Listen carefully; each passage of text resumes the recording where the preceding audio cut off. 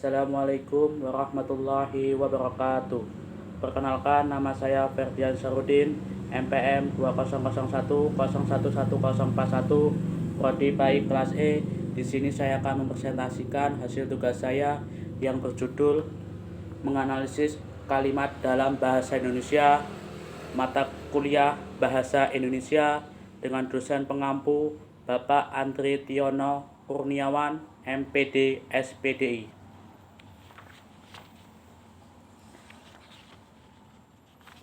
Pembahasan pengertian kalimat. Seperti kita ketahui bahwa bahasa itu terdiri dari dua lapisan, yaitu lapisan bentuk dan lapisan makna. Yang dinyatakan oleh lapisan bentuk tersebut, bentuk bahasa terdiri dari atas satuan-satuan yang dibedakan menjadi dua satuan, yaitu satuan fonologi dan satuan gramatikal. Satuan fonologi meliputi fonem dan suku, sedangkan satuan gramatikal meliputi wancana, klausa, frase, dan verb. A.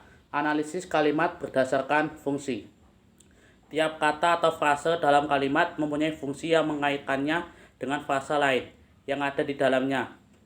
Fungsi di sini pengertian hubungan saling bergantung antara unsur-unsur dari suatu perangkat, sedemikian rupa sehingga perangkat itu merupakan keutuhan dan membentuk sebuah struktur.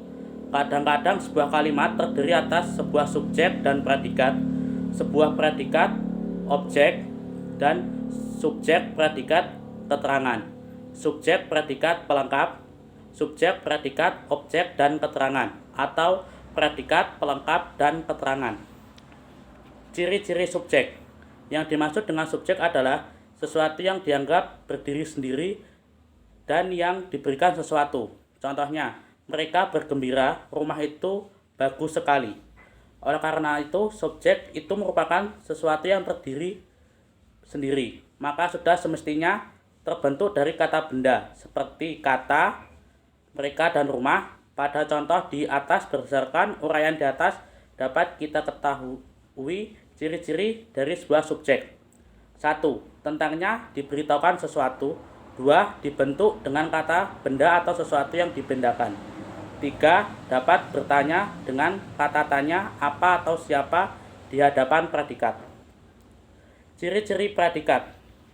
Predikat adalah bagian yang memberi keterangan tentang sesuatu yang berdiri sendiri, dan menurut ahli predikat kalimat biasanya berupa frase verbal atau frase adjektiva. Predikat merupakan unsur kalimat, unsur klausa yang selalu ada dan merupakan pusat klausa karena memiliki hubungan dengan unsur-unsur lainnya, yaitu subjek, objek, dan keterangan. Superman juga memberikan penjelasan predikat dengan menyebutkan ciri-ciri atau penanda formal predikat tersebut. 1. Penunjuk aspek sudah, sedangkan, akan yang selalu di depan predikat. Kedua, kata kerja bantu, boleh, harus, dapat. Yang ketiga, kata penunjuk modal, mungkin, seharusnya, jangan-jangan. Ciri-ciri objek. Objek adalah konstituen kalimat yang kehadirannya dituntut oleh predikat yang berupa verba transitif pada kalimat aktif. Dengan demikian, objek dapat dikenali yang memperhatikan. 1. Jenis predikat yang melengkapinya, dan 2. Ciri-ciri khas objek itu sendiri. Biasanya verba transitif ditandai oleh kehadiran afix tertentu, sufiks, kan, dan i prefiks. Mengumumkannya merupakan membentuk verba transitif. Perhatikan contoh dalam kalimat berikut ini. Rudi Hartono menundukkan icuk. Objek pada kalimat aktif transitif akan menjadi subjek jika kalimat itu dipasifkan, seperti pada contoh di bawah ini. Pembantu, subjek, membersihkan, predikat, ruang saya, objek. Ciri-ciri pelengkap. Orang sering mencampuradukan pengertian objek dan pelengkap. Hal ini disebabkan karena kedua konsep ini terdapat kemiripan, baik objek maupun pelengkap, sering berwujud nomina, dan keduanya sering menduduki tempat yang sama, yaitu di belakang verba. Berikut ini beberapa contoh pelengkap dengan predikat yang berupa verba intransitif dan verba duintransitif serta adjektiva. Verba intransitif. 1. Mereka bermain bola di lapangan. Verba duintransitif. Adik mengambilkan saya air minum. Adjektiva. 1. Ibunya sakit kepala. Ciri-ciri keterangan. Suparman menyatakan keterangan merupakan fungsi sintaksis yang paling beragam dan paling mudah berpindah letaknya. Keterangan dapat berada di akhir, awal, bahkan di tengah-tengah kalimat pada umumnya. Kehadiran keterangan dalam kalimat mana suka. Ada beberapa macam bentuk keterangan, yaitu 1. Keterangan tempat ditandai oleh kata di, ke, dari, dalam, dan pada. Kedua, keterangan waktu ditandai oleh kata pada, dalam, se-Indonesia, sebelum, sesudah, selama, dan sepanjang. Ketiga, keterangan perbandingan ditandai oleh kata seperti, bagaikan, laksana. Perhatikan contoh berikut. 1. Adik memotong rambutnya di kamar. 2. Adik memotong rambutnya dengan gunting. 3. Adik memotong rambutnya kemarin. B. Analisis kalimat berdasarkan kategori. Analisis kalimat berdasarkan kategori merupakan penentuan kelas yang menjadi unsur-unsur kalimat berikut. Menurut Verhaar mengatakan bahwa kategori sintaksis adalah apa yang sering disebut kelas kata, seperti nomina, verba, adjektiva, anposisi, artinya proposisi atau posposisi. Dan Auli membagi kelas kata ke dalam 5 kelas. Kata tersebut adalah 1. Kata benda. Kata benda adalah kategori yang secara sintaksis A. Tidak mempunyai potensi untuk bergabung dengan partikel tidak. B. Mempunyai potensi untuk didahului oleh partikel. Dilihat dari segi sintaksisnya, nomina mempunyai ciri-ciri tertentu.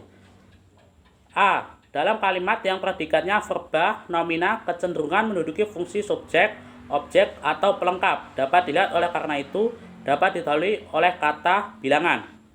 Seperti contoh kalimat berikut ini. Ayah mencarikan saya pekerjaan. Kedua, nomina tidak dapat diingkarkan dengan kata tidak. Kata pengingkarannya adalah bukan. Untuk mengingkarkan seperti contoh kalimat ayah saya guru harus dipakai kata bukan. Ayah saya bukan guru. Ketiga, umumnya nomina dapat diikuti oleh adjektiva, baik secara langsung maupun diantarai oleh kata yang demikian, buku dan rumah mewah, atau buku yang baru dan buku yang mewah. Kedua, kata sifat, adjektiva. Kata adjektiva adalah kata yang memberikan keterangan yang lebih khusus tentang yang dinyatakan oleh nomina atau kalimat. Dan Krida Laksan mengategorikan adjektiva dalam beberapa kategori, antara lain bergabung dengan partikel tidak, mendampingi nomina, didampingi partikel seperti sangat dan agak. Yang ketiga yaitu kata kerja. Kata kerja adalah kata yang menyatakan tindakan. Ciri-ciri kata kerja dapat diketahui dengan mengamati A. Perilaku sistematis, B. Perilaku sintaksis, C. Bentuk formologis. Di bawah ini dijelaskan satu persatu ciri-ciri yang disebut di atas. Dari segi sistematisnya, verba memiliki makna intern yang terkandung di dalamnya. Perhatikan contoh berikut. Pencuri itu lari. Mereka sedang berdiskusi di ruangan depan. Dari sintaksisnya, ketransitatifisnya, verba ditentukan oleh beberapa faktor, yaitu namanya nomina yang berdiri di belakang verba yang berfungsi sebagai objek dalam kalimat aktif. Perhatikan contoh berikut. Rakyat pasti mencintai pemimpin yang jujur. 4. Kata keterangan. Kata keterangan adalah kategori yang dapat mendampingi adjektiva, numeralia, dan profesi dalam konstruksi sintaksis, dan menjelaskan adverbia adalah kata yang menerangkan. 1. Kata kerja dalam berbagai fungsinya. 2. Kata keadaan dalam berbagai fungsinya. 3. Kata keterangan. 4. Kata bilangan. 5. Predikat kalimat tidak perlu jenis kata apa predikat itu. C. Analisis kalimat berdasarkan peran. Mengacu pada makna pengisi unsur-unsur fungsional kalimat, dan menurut Verhaar mengatakan bahwa peran adalah segi sistematis dari peserta verba. Makna pengisi unsur-unsur fungsional kalimat dapat diuraikan sebagai berikut. 1. Makna unsur pengisi subjek. Ramlan mengemukakan beberapa kemungkinan makna unsur pengisi subjek, yaitu A. Menyatakan pelaku, misalnya seorang gadis membeli 4 batang lilin. 2. Menyatakan alat, misalnya bus itu mengangkut penumpang. 3. Menyatakan sebab, misalnya banjir besar itu sedang menghancurkan kota. B. Unsur pengisi predikat. Kemungkinan makna unsur pengisi predikat adalah 1. Menyatakan penderita, misalnya Tuti mencuci pakaian. C. Makna pengisi pelengkap. Unsur pelengkap memiliki makna sebagai berikut. 1. Menyatakan predikat, misalnya mahasiswa itu belajar bahasa Inggris. Kedua, menyatakan alat, misalnya anak itu berteduhkan daun pisang. D. Unsur pengisian keterangan. Makna unsur pengisian keterangan dapat dilaksanakan sebagai berikut. 1. Menyatakan tempat, misalnya ibu memasak di dapur. 2. Menyatakan waktu, misalnya rapotnya sudah diambil. Berdasarkan uraian di atas, tanpa bahwa fungsi, kategori, dan peran tidak ada hubungan satu lawan satu. Fungsi merupakan suatu temapatan dalam struktur dengan unsur pengisi berupa bentuk bahasa yang tergolong dalam kategori tertentu dan mempunyai peran sistematis tertentu. Sekian presentasi dari saya akhiri. Nun wal qalam ya maskurun. Wassalamualaikum warahmatullahi wabarakatuh.